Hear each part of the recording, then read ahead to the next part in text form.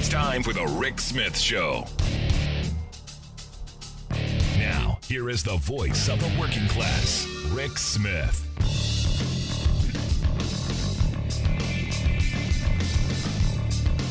And welcome, brothers, sisters, working class heroes. This is the Rick Smith Show.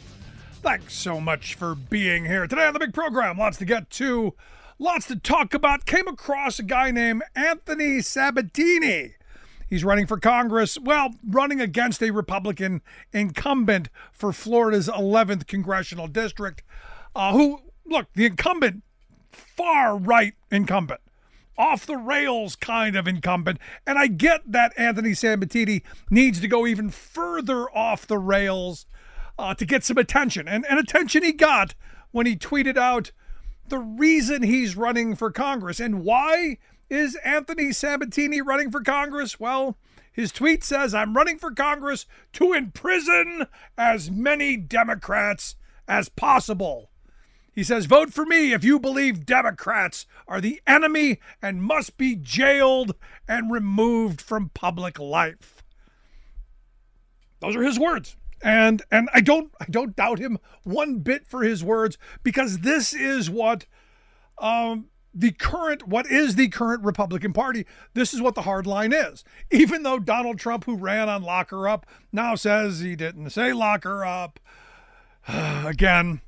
But I got an email that made me think about this. Steve sent me an email and asked me, when I asked Bob Ney about, why would the Republicans try to destroy the judicial system, Steve wrote, they're not Republicans, they're fascists. Fascists try to delegitimize all existing institutions in the old regime. And Steve is right. He went on to say that they want to burn the old system to the ground. They try to portray all aspects of the previous system as corrupt and evil. They try to legitimize insanity. And he's spot on accurate. And, this for me goes back to Newt Gingrich and, getting all of the Republicans to call the Democratic Party the Democrat Party, which at the time seemed really childish, but look what it's morphed into. And what they're trying to do is they're trying to normalize what is not normal. In the age of Trump, nothing's sacred. No institution is safe from scorn. No legal precedent is safe from being discarded. We're in a moment of extremism run amok. And look, the weird thing is the right will agree. You're right, Rick. They're trying to normalize what's not normal. The transgender thing. And I disagree. For them, it may not be normal, but for a country that believes in personal liberty, in a country that believes in individual rights, this isn't a deviation from Thomas Jefferson's well-known line from the Declaration of Independence that we hold these truths to be self-evident, that all men are created equal, that they are endowed by their Creator with certain inalienable rights. Among these are life, liberty, and the pursuit of happiness. I'm not talking about that. I'm talking about the fundamental bedrock of what is America. The idea of government of the people, by the people, and for the people. The idea that the ballot box, there's sanctity in that ballot box. That we're all part of this wonderful experiment of self-governance. But oh no, not for some. And I look at Kansas, and I know Thomas Frank wrote the book, What's the Matter with Kansas? Still trying to figure that out. But their Supreme Court recently came up with a split ruling that evidently says voting is not a fundamental right in their state's Constitution's Bill of Rights. That it's not a right. And it's interesting that some of the people who dissented, said this is crazy. This is a deviation from years of precedent. All of that. And understand what they're trying to do is they're trying to normalize the idea of taking people's voting rights away, of silencing citizens' ability to participate in self-governance. The idea that we're now saying, voting's not really a right, is kind of, I think one justice said it best. And it's one of those things where you go, yeah, I agree. Justice Eric Rosen said, it staggers my imagination to conclude that the citizens have no fundamental right to vote. Call the majority opinion a betrayal of our constitutional duty to safeguard the foundational rights of Kansans. And you go, yeah. And Justice Melissa Taylor Standridge said, she said that the decision was troubling, but defies history, law, and logic, and is just plain wrong. And understand, they don't care. These extremists don't care about precedent. They don't care about decided law. You know, John Roberts, remember when John Roberts seemed to be extreme? And now we're looking to him to, be the moderation of the extreme? Remember when he said that he's going to call balls and strikes? He believes in stare decisis, decided law. And we're flipping laws over all the time because of their ideology, their extremist ideology. And, to take a word from Steve, their fascistic ideology. So for me, we're in really dangerous waters. And a big part of this for me comes back down to we need an active, engaged, educated populace. One that understands that we've seen this movie before and it didn't end well for working people. And that maybe this election is going to matter. So, again, I can't figure out what's going on in Kansas. But here you are. I want to hear your thoughts. Email me, rick@thericksmithshow.com. Do you think running on the platform, we're going to lock up the enemy, the opponent? Do you think that's going to fly in Florida's 11th Congressional District? Oddly enough, I think it will. That's how screwed up I think we are. Right back.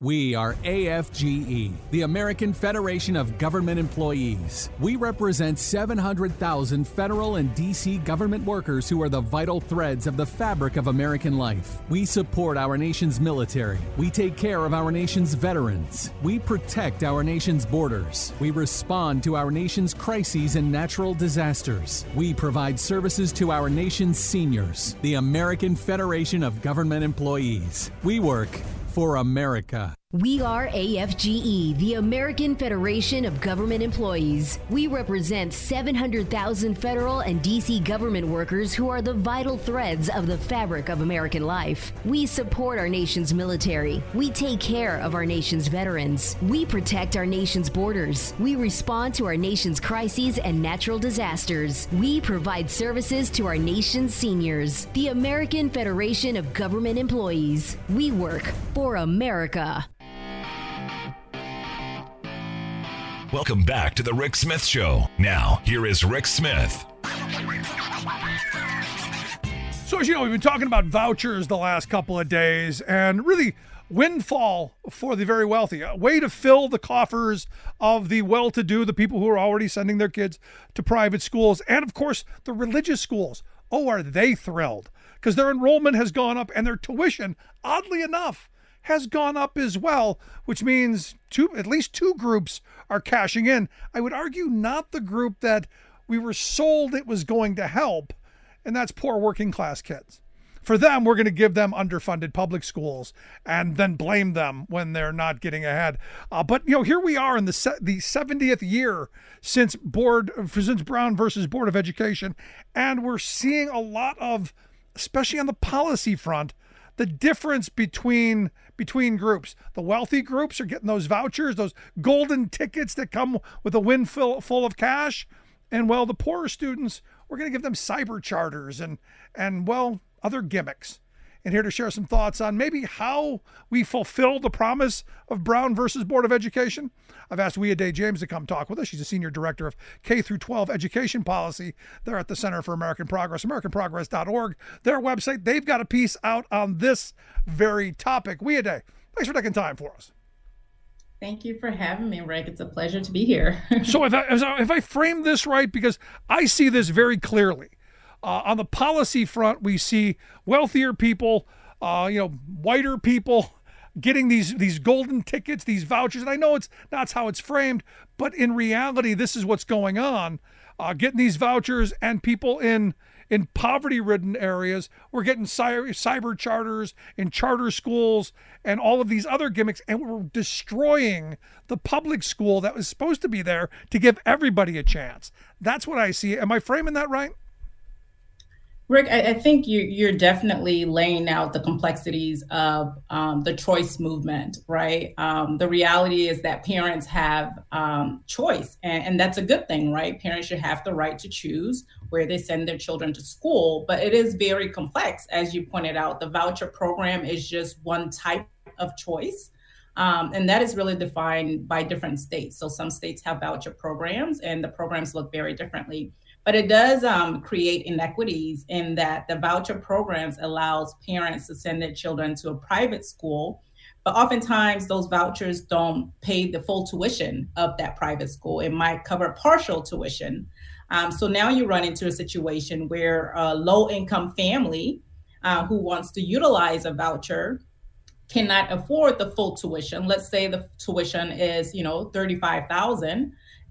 For that child, and the voucher program only covers half of that. That voucher only covers half the tuition. Now that family who does not have the financial means is unable to utilize the voucher. So therefore, we're seeing more well-resourced, affluent families being able to put to use vouchers, and families who do not have the resources, low-income families in particular, are often left with charter schools as their only choice, right? If they want to exercise choice in terms of not sending their children to the traditional public school system. Right. But I think, with all of this discussion about charters, magnets, private schools via vouchers, I think what it really comes down to is we are taking money out of traditional public schools, right, is disinvesting in the public school system and putting those resources into other models of schooling, when the public schools were really intended and is designed to serve all children. So how do we make sure that we're investing in our public schools, because they're the bedrock to our democracy? Yeah, I see the voucher movement and the choice argument as a way to destroy public education, so that we do resegregate our schools and by choice. Because, hey, you poor people, you have the choice to go to this somewhat funded charter school, and you more affluent people, you have the choice to get away from those people. So we're giving people the choice. I'm not a big choice fan. I got to tell you, Weade. My thought is, how about we fund one really great option, and we ensure that everything a kid from top to bottom needs is in that option, that we give them all a shot to do well, instead of what I grew up around. Look, I grew up in the 70s in Cleveland, and we had to live through that busing nonsense that they did. You look back on it, it didn't make people's lives better. And the kids that I grew up with, it made their lives miserable. And they didn't do, I think studies have shown this, they didn't do any better or worse than they would have done otherwise. Mm-hmm. You're absolutely right. You're absolutely right. And I think you mentioned about the resource piece. Looking at how we're funding our schools, I think needs to be a discussion that we're having, not a discussion about creating more schools, right? Because public schools are so-called underperforming, or whatever the case may be. We need to think about how are we currently funding those public schools that do exist. If they're underperforming, what do we need to do to get them to the level of raising test scores or increasing school climate, whatever it is that we envision for what a quality school needs to look like? What are the resources that we need to pour into those schools to make them that model of excellence? So I think that's the conversation we need to be having. Citizens and constituents should be having that with their lawmakers at the local level, to think about how do we ensure that we're improving the quality of traditional public schools that are designed to serve all children. Right. And you mentioned the segregation piece. That is a big deal when we think about the rise in the charter sector. There's been a lot of research on this. The UCLA Civil Rights Project has published about this extensively, about the hyper-segregation in charter schools. Currently, about 59% of charter schools across the country are considered highly segregated.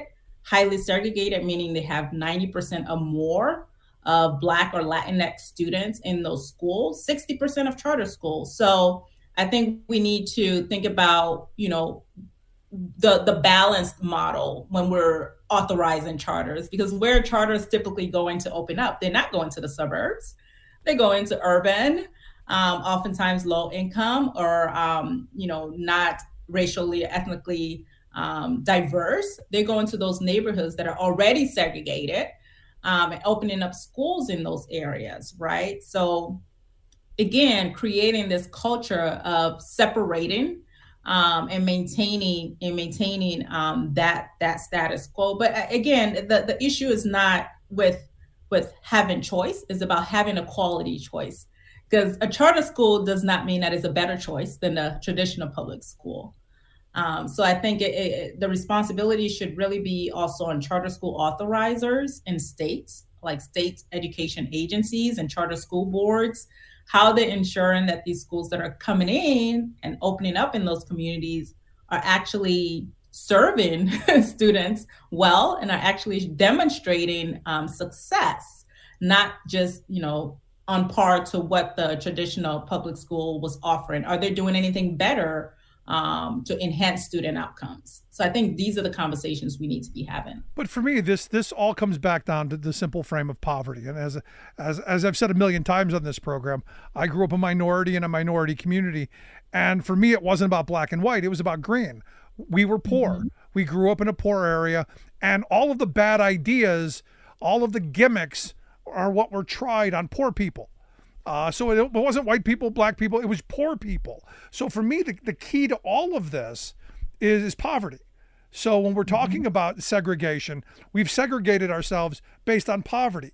Poor areas tend to be more minority driven because they're at a higher percentage of being in poverty. So shouldn't the argument be an economic one as well, saying, look, we need to be able to raise these communities up by getting jobs, by getting opportunities, maybe raising social safety net standards to give people better opportunities. Isn't that part of this? Absolutely. Economic is a driving factor to school quality. So we need to be making sure that when we're talking about school quality and school outcomes and choice, that we're talking about the economics with that. Because to your point, whether you are, in a more affluent community, oftentimes that determines how your school is funded, right? So property values drive a lot of local funding that goes to school divisions. And there are many states that are still using staffing-based formulas to fund school. They're looking at, staffing levels and salaries and benefits, and not looking at a student-based model, thinking about student needs, to your point about poverty, making sure that we're looking at the number of low-income students, the number of ELL students in those schools, the needs of those students, poverty level, and then determine a formula to fund schools based on that, based on those student needs, as opposed to looking at, teacher staffing models and things like that. So I think we need to think about this more holistically, like the economic part, looking at the needs of students, low poverty, mental health needs, et cetera, and funding schools based on that, and not just letting property values and other models sort of drive the way that we fund and support our schools. Just the other day we were talking about a new program for over the summer for kids just getting out of school. It was like an EBT card for summer that they were giving families like an extra $40 a month to feed kids who are coming out of school. And it got me to thinking about just how bad poverty is in a lot of school districts, and including the one I grew up in as a kid. The fact that, we have destroyed so many of the social safety net programs. And I think back, and I've talked about this numerous times, when I was a kid, we went to Purtis Elementary School and lined up in the summertime to get a hot lunch at lunchtime. And for most of those kids, it was the only hot meal that they would get all day. And Reagan comes in, destroys all that. And with it, that public school and we ended up losing that part of the community. This division of the private versus the charters versus all of these different schemes and gimmicks seems to me is really just tearing at the fabric of community and designed to tear us apart. So in light of the 70 years of Brown versus Board of Education, are we close to fulfilling that original thought, that original intent, or are we as bad as we were back then? Yeah, I would say we have made gains in terms of getting over the hump of the legal barriers, right? In terms of breaking down, separate but equal, that doctrine. But we're not where we should be as a nation. And this is not just about black and white. This is not just about rich and poor, right? I think there's so many, it's multi-layered as we think about all of the students that are in our schools, and even, not a lot of conversations being had about students in rural communities. In a lot of rural communities right now, those poverty-stricken communities, those students, to your point about vouchers, don't have the means to utilize those vouchers because a lot of those private schools are not in those rural communities, right? So if you're in a state where there's a voucher program, if you live in a rural town, you don't have access to that. Because how could you possibly get to a private school if your family does want you to attend that school? So I think we need to really, again, examine where we are, knowing that the public school demographics has changed significantly since Brown versus Board of Education. When Brown versus Board of Education occurred, we were talking about a majority, in terms of minority population, Black population. But now we have our Latinx students who actually far exceed the enrollment of Black students in K-12 schools now. So when you're talking about meeting the needs of students with limited English proficiency, and what are the equity challenges there that we're not addressing, right? And knowing that in some places, in some areas of New York City, those Latinx students are, again, in segregated environments because of charter schools and other models that have planted itself in the communities in which they live, right?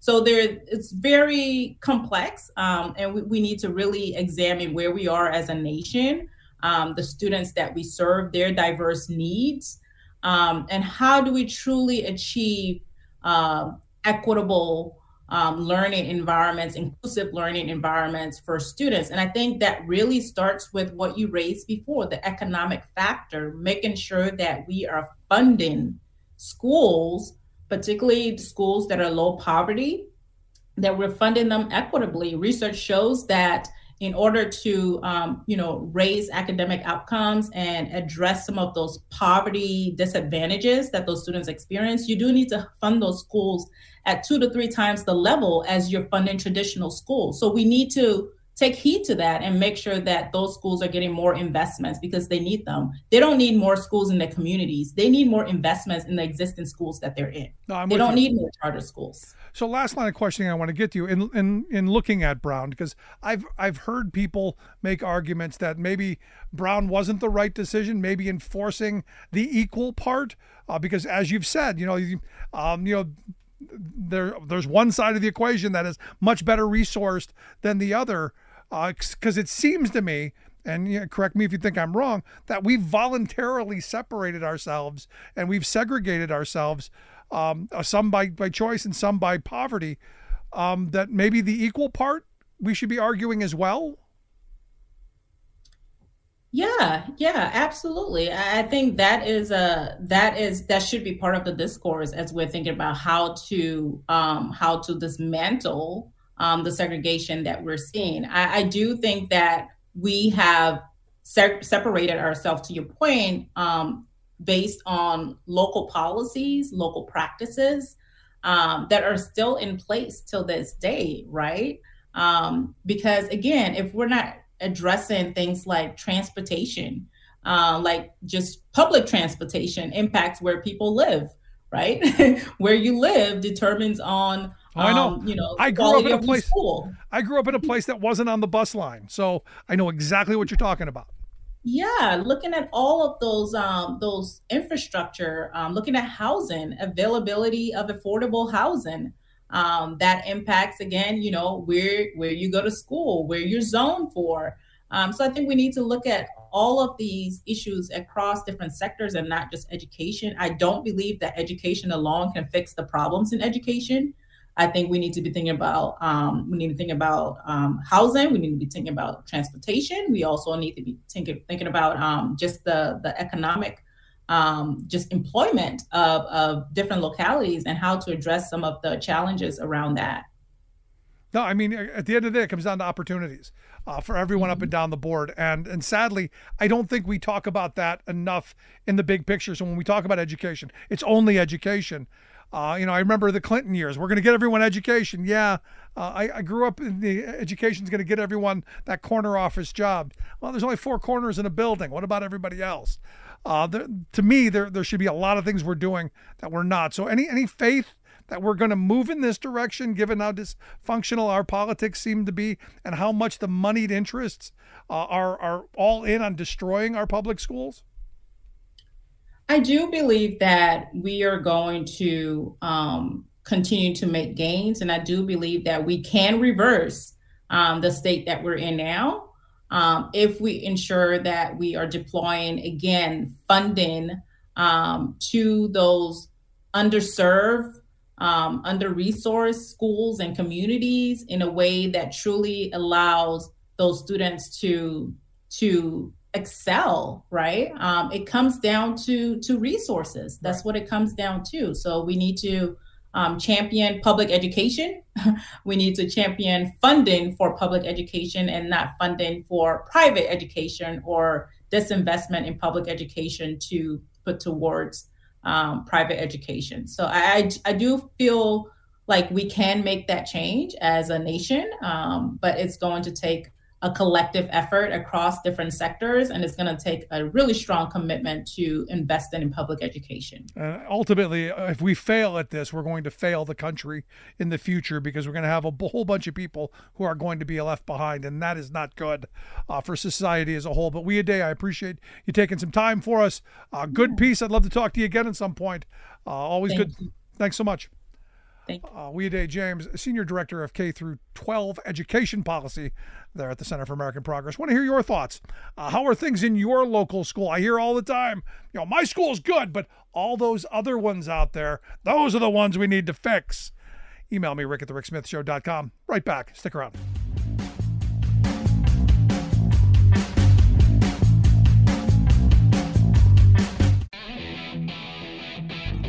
Welcome back to the Rick Smith Show. Now, here is Rick Smith. So Michael Whatley, RNC co-chair, was on Newsmax, and he said that, look, the Republican Party, the RNC there, they are actually in preparation for the possibility that Donald Trump could be in prison, and they might have to have his acceptance speech given to the Republican National Convention from prison. He said that they're working on it. He's actually going to Milwaukee this week going to have conversations on how they're going to get through there. Now, he says, we expect Donald to be in Milwaukee. He's going to be able to accept the nomination. But if not, we're going to make whatever contingency planning we need for it to happen. Now, the weird thing is this is president. This is a big deal. The fact that this is something that you have to worry about. Is your presidential nominee going to be a guest of the state at the Gray Bar Hotel? I don't know. It's good. I don't know. It's a good place for the country to be, which is why I've asked my next guest to come share some thoughts. The first person that I saw who said that Trump should drop out, he wrote a piece over at the Washington Monthly. Bill Scher is the politics editor there at the Washington Monthly, WashingtonMonthly.com, the website. Bill, thanks for taking time for us. Always a pleasure to talk to you. So you were the first guy who said, it's time for him to go. You should step down for the good of the country, for decency. Donald Trump has the opportunity to commit what you said was an uncharacteristically decent act and spare America from having a felon on the ballot. That's never going to happen. but I love it. I do not expect it to happen. I don't expect Trump to bow out. I don't expect the Republican Party to force him off the ballot at the convention. But it should be said, I mean, any other politician for any level of office, when they get convicted of a felony, they drop out. They resign. That's pretty much a straightforward do not pass go situation. Any party, any time, that's what happens. Even if it's technically allowable, we have a basic sense of decency in the country that you don't want to have your office holders have violated the basic trusts of adherence to the law. Look, there are people who break the law and they do their time and they repent and they've shown that they have reformed. And so then we allow them back into society. And perhaps maybe someone of that nature should give it a chance to run for office. Trump is not that person. Trump has not repented for his crimes by the remotest of long shots. And so a decent, rational party would say, thanks, but no thanks. We can find someone who agrees with you on all of your positions who happens to not be a felon and have the same debate that the country can choose which path they want to take. We don't need to have the felon to exist as a party, but that's not where Trump is, and it doesn't appear to be where the Republican Party is. But people should point out the obvious. Felons should stand down. No, I'm with you. But you said there a second ago that we have a basic sense of decency in this country. And my mind goes, do we? I mean, seriously, because I just saw this most recent YouGov poll. And I don't put an awful lot of stock in these polls, and I know that's manipulative and there's a whole bunch of stuff. But in April, just 17% of Republicans said that a convicted felon should be allowed to run for president or be president. There is now a 58% of the group saying that he should be able, a 41% increase over 2 months. So we're now normalizing. Yeah, what the heck? We can have a convicted felon. Well, I think this Republican Party, the current state of the Republican Party, is doing that. They are. I mean, look, let's be a little fair here, okay? Bill Clinton, you certainly could argue, perjured himself when he was deposed by Ken Starr's special prosecution team. You could argue that he didn't technically perjure himself because he was being very careful with his word parsing. But if you want to say, look, we all know he was trying to mislead the prosecutors, that it was effectively perjury. I get the argument. But he wasn't tried by a jury of his peers. He was a sitting president, and so they couldn't do that. They had an impeachment, and he wasn't convicted in the impeachment. If that's something that happened before he was president, he was a candidate, it's not just, I mean, the argument from the Clinton people at the time was, well, this was a witch hunt. This is a Republican special prosecutor. They're trying to force this guy out. I'm not going to treat this as legitimate. I get all of that. This is what Republicans are saying right now about this trial. The difference is Trump was tried by a jury of his peers. If you want to argue that the prosecution was politicized, again, I'm not agreeing with it. It was not ordered by Biden, of course. He was a locally elected DA, but he was elected. It's a political position. I get that. Nevertheless, there's a basic check in the system. Jury of your peers. When I saw that jury picked and I saw that one of them was a Truth Social news consumer, I was like, oh, this is going to be a hung jury. There's no way they're going to get to unanimous on this jury. But here we are because the case was made. Now, look, and he can appeal. He can appeal. Maybe he wins on appeal. The system allows for that. But as of today, he is a felon, and he is not obligated to subject the country to having to ask themselves, should we allow a felon to be president of the United States?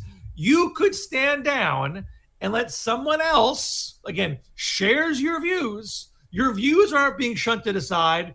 It's just the felon should be shunted aside so we can have a debate about the issues and not put someone there who is inherently suspect as far as the ability to be trustworthy. Yeah, your bad ideas, those are still out there. But here's the most interesting response that I've heard. I had someone tell me that you do know that Jesus was convicted in a sham trial. So now we're taking a guy, and as you pointed out in your piece, a guy who cheated on his pregnant wife, a guy who's, lied and cheated people out of all kinds of things. Basically, in my words, saw the 10 Commandments as a checklist rather than a list of things not to do. He's now being compared to Jesus himself. Well, yeah, look, you want to argue, look, I think this was a ticky-tack crime. This isn't like a serious felony. This should have been a misdemeanor at best. They had to really stretch to make it a felony. I understand the argument. I'm not saying I agree with them. I understand the argument. Let's just, for the sake of argument, say, you know what? This is barely a crime. Okay. What do we know as fact, regardless of whether it's a crime or not? He cheated on his wife while she was pregnant. He then tried to cover it up. And before the cover-up of the affair, mind you, he'd already enlisted a sleazy tabloid newspaper to smear his political rivals. And by skirting campaign finance laws to do that, because they weren't reported as in-kind contributions to the campaign, that money was all under the table. And then as part of that operation, they added on, oh, by the way, National Enquirer, can you also cover up the fact that I cheated on my wife while she was pregnant with the porn star? If you want to say, well, I don't consider that a felony. Okay. Is it a sign of good character? Is it a sign of trustworthiness? Is it a sign that this guy can be straight with you with information while he's president of the United States? And look, it's not even like this is some sort of exceptional situation. He's normally a good guy, but he got caught up in this affair. Even Alexander Hamilton had an affair. Bill Clinton had an affair. We're not all perfect. I mean, I'm sorry to go on for ranting here, but this is something I wrote about today for the Washington Monthly. I mean, let's look back at the last 35 years of Trump, okay? When he published that ad in 4 New York newspapers after the Central Park jogger brutal rape, where 6 teenagers were wrongly accused and served time because of that, later exonerated. Trump published an ad a couple weeks later saying, bring back the death penalty. These were people who were charged. They weren't found guilty. Yeah, they were charged ages 14 to 16. I mean, obviously a horrible crime, but we don't normally execute teenagers. But that's what was going on here. That's what he was essentially implying. So he wanted to bring back the death penalty for that case. And he said we had to let police, do whatever they want without worrying about "quote unquote" police brutality. Again, I'm not an anti-police person. I'm not a defund the police person, but there are rules that everybody should follow. Yeah. We would normally say let's not just like run wild with have police beat the hell out whoever they want to beat the hell out of. Yeah, I must support the police guy as long as they're not wrong. Yeah. Now in that op-ed, he said specifically talking about the fact that people are allowed to rape helpless women. What does Trump do 6 years later? He raped somebody. I mean, I'm not just speculating that. He was found liable of, technically speaking, sexual assault of E. Jean Carroll. Again, another jury of his peers.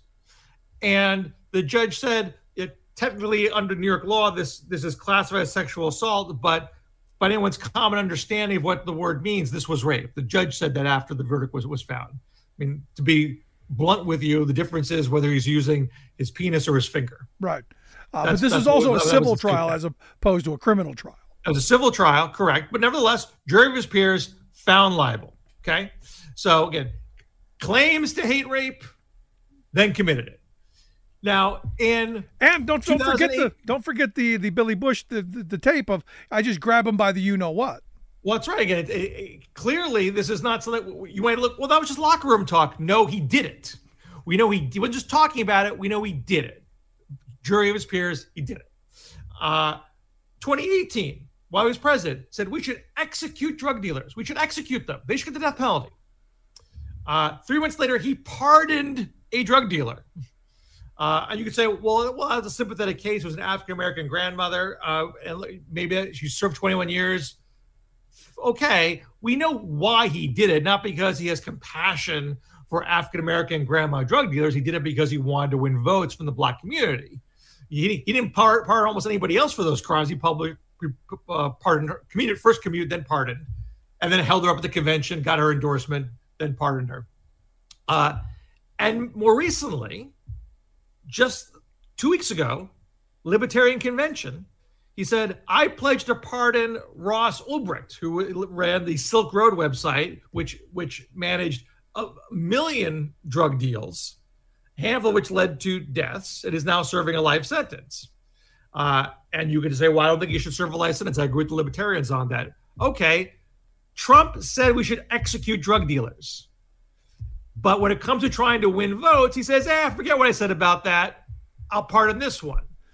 He does not care about the law. Of course not. It's not just about this one hush money case. He has a pattern of talking about law and order, and when it comes to himself and the pursuit of money and the pursuit of political power, he believes the law does not apply to him. There's no way you can put this person up as your nominee and say you're a law and order party, that you're a party of decency, that you're a party of family values. None of that holds if you cling to this guy. But how is that any different than the arguments that I was making in 2015? Knowing all of the things you had laid out, some of them, but knowing all the people that he had cheated out of business deals, all the workers he screwed out of wages, all the contractors who got screwed, all of the shady dealings and all this stuff, and the American people, or a good percentage of them, went to the polls and said, yeah, he's our guy. Not most. He's never won the majority of the popular vote. But back in 2015, it was plenty of smoke, of course. We had lots of smoke that the guy was bad news, but we didn't have verdicts. We did not have a jury of his peers. And now we have that. And oddly, because it was a civil, not a criminal, the E. Jean Carroll verdict kind of came and went, but it's still a jury trial. And now we have another jury trial. And we have a third jury trial. The Trump Organization found of criminal tax fraud.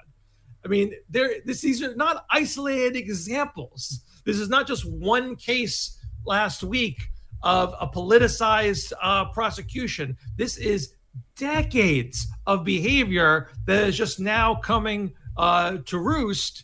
And there's even more to discuss. I mean, I haven't given you an exhausted list of all his hypocrisies when it comes to crime. Yeah. I'm just giving you some of the highlights. No. But here's the thing. I go back to 2015.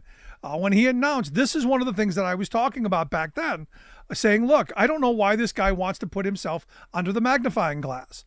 I don't know why he wants to get under the microscope and have all of his decades of Roy Cohn type dealing being examined by investigative reporters trying to make their bones, because I'm sure there are bodies buried all over the place and tons of crimes. So for me, the shock, and I got to tell you this, the shock is that this is it, that these few simple things, that's it.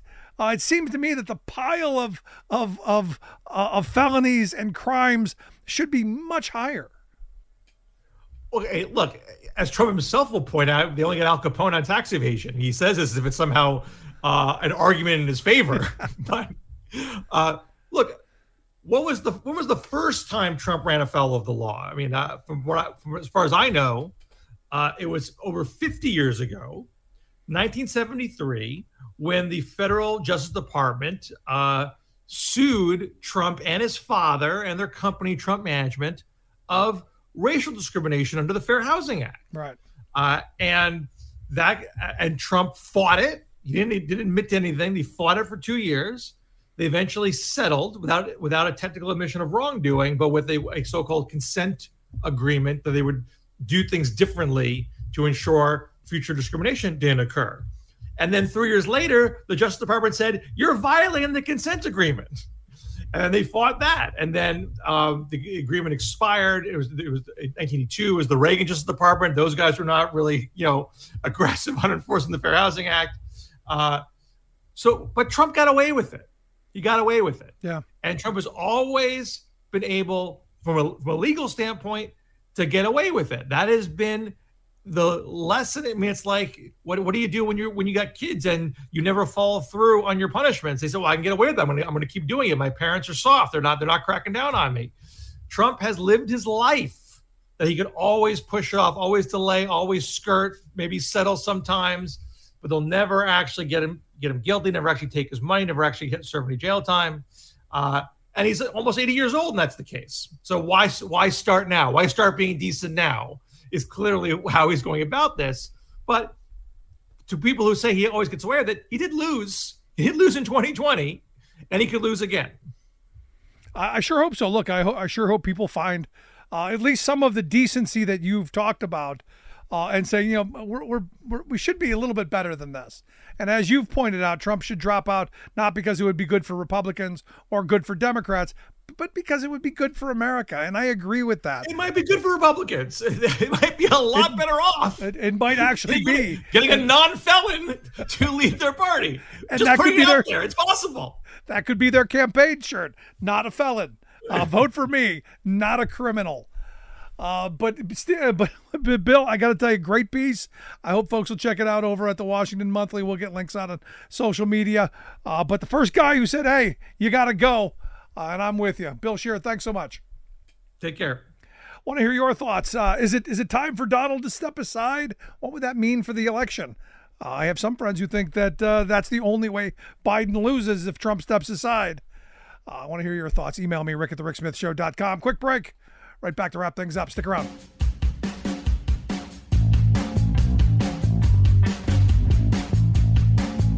I'm Rick Smith, and this is Labor History in 2.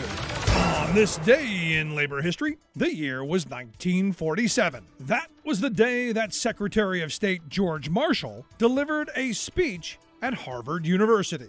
In his speech, Marshall made a call for the United States to send assistance to European countries devastated by World War II. He declared, quote, "The truth of the matter is that Europe's requirements for the next 3 or 4 years of foreign food and other essential products, principally from America, are so much greater than her present ability to pay that she must have substantial additional help or face economic, social, and political deterioration of a very grave character." His speech became the basis for the European Recovery Program, or what became known as the Marshall Plan. The goal of the plan was to boost the morale of the Europeans, while strengthening trade ties between the U.S. and Europe. There was great fear among leaders in the United States that economic instability would cause European countries to turn towards communism. Through the Marshall Plan, the United States sent aid in the form of grants, loans, and technical assistance. Much of the money went to purchase food and manufactured goods produced in the United States and sent to Europe. This demand helped to keep the American economy booming. In all, more than $13 billion in aid was sent to 16 European countries. Some European labor unions objected to American intervention in Europe as part of the plan. This caused contention between different European labor organizations. As some unions affiliated more closely with the communists, others aligned themselves with the West. The Cold War had taken its toll on labor solidarity. Labor History in 2 brought to you by the Illinois Labor History Society and The Rick Smith Show. For more information, go to laborhistoryin2.com. Welcome back to The Rick Smith Show. Now, here is Rick Smith. Gotta tell you, I love Bill Scher. I love the work that he does over there at the Washington Monthly. Hope you'll take a look at it, WashingtonMonthly.com. But the part in his piece that I found most, I don't know, just almost laughable. And again, love Bill, and I'm not mocking the piece. The piece is great. But that Trump should drop out, not because it would be good for Republicans or good for Democrats, but because it would be good for America, like Donald Trump gives a rat's behind about America. And then, to me, that's always been the central theme of why I don't want Donald Trump in the White House. Trump has always shown us he's been about Donald Trump, not about anyone else. And this idea that he's man of the people, he's the face of the working class. It's a guy who's never done an honest day's labor in his life. And yet, working people are looking to him as the savior, which is really just bizarre. Our quote of the day from Stuart Stevens, a guy who has been a Republican operative for years. He tweeted out, "I worked on 5 presidential races and helped elect Republican governors or senators in over a half century. I have never heard anything more transparently desperate than a party trying to spin that there is some non-MAGA pool of voters who can't wait to vote for a convicted felon. And I agree with them. You're not going to grow new voters. Trump isn't going to attract new people who are going to go, oh boy, I can't wait. We're going to vote for the first felon. I don't know that group is out there. I don't. It's going to be about turnout. It's going to be about Democrats getting their heads out of their tuchuses and talking about the accomplishments of Joe Biden, and that Joe Biden is the guy who's going to lead us forward, going to move this country in a very good direction, as we've been doing. Lay out his agenda, what he's done, and there's a lot to talk about and move forward on this. And look, you know, my problem with our mainstream corporate controlled media is they're still trying to make this a horse race. Yeah, you got a guy who's showing up, getting the jelly bucket Joe showing up, doing the job, running against a convicted felon. This, not normal. And as much as you try and normalize insanity, it's not normal. Also not normal. You've got the Republicans who are just itching, praying that they're going to be able to impeach Joe Biden for anything. And they've been trying their foolhardy best, but not enough for Marjorie Trainwreck Green, who evidently tore into her Republican colleagues for their unwillingness to go after Joe Biden. In fact, claimed that they had their heads up there, you-know-whats. And she can't figure out, why they haven't figured out how to use power, or I would argue, abuse their power. She said we should be voting to impeach Joe Biden because of the invasion of the United States. Oh, but no, none of that is happening up here in Washington because Republicans continually have their heads, and can't figure out how to abuse the power the people gave us. Could it be he's not guilty of anything? Just kind of a thought, just throwing that out there. Whereas the guy that you're lining up behind and all the people who made the pilgrimage to the trial and wore the Trump costume with the red tie, you're following a convicted felon. And it's weird for me. But I guess this is the natural progression of where the Republican Party has been going for decades. This is now who they are. For instance, Republicans used to be against flag burning. Now the Colorado Republican Party, they have marked the beginning of Pride Month by calling people godless groomers and all kinds of stuff, and they're calling for the burning of all pride flags. And here's the thing, I'm okay with it. Go ahead, burn it, and then buy a couple more, and burn those too, and then go buy some more, and burn those. Do what you got to do. Do what makes you feel well. I believe in life, liberty, pursuit of happiness. As long as it doesn't hurt your neighbor, as long as the smoke isn't billowing through their windows, choking their children, burn it all you want. It's America. It's a free country. Or for now. And what's interesting to me is I hear my Republican friends talk about how the Democrats are trying to take their freedoms, trying to make them subservient to some who knows what the conspiracy du jour is, while simultaneously supporting people who are actively telling us what they plan to do.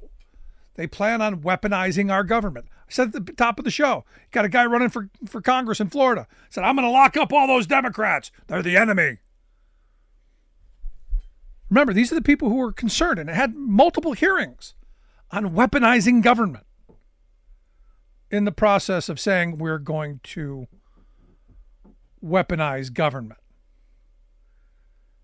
Kind of frightening, the world we're heading towards, which is why November is so vitally important, which is why getting out and voting, Democrats, is so vitally important. This is going to be a turnout election. There are no new unknown voters for Donald Trump. There's no pocket of undecideds out there. There are no basket of deplorables like my family members who had never voted who actively went out and voted for Donald Trump. That doesn't exist this time around. So if Democrats stay home, we could wake up on that day after Election Day going, what? President who? Not a good place. And understand, they're going to claim that everyone cheated and everyone, like it was rigged. Joe Biden rigged the election. They're going to claim all that again, much like they did in 2020. And much like in 2020, they're never going to march it into a courtroom. Show up, vote. Show up, plan to vote, cast your ballot, make sure you're registered. All that. Want to hear your thoughts? Email me, rick@thericksmithshow.com. Something I said got on your nerves, under your skin. rick@thericksmithshow.com. As always, thanks so much for being here. We'll see you back here next time. You've been listening to The Rick Smith Show. Email Rick at rick@thericksmithshow.com. Until next time, this has been The Rick Smith Show, where working people come to talk.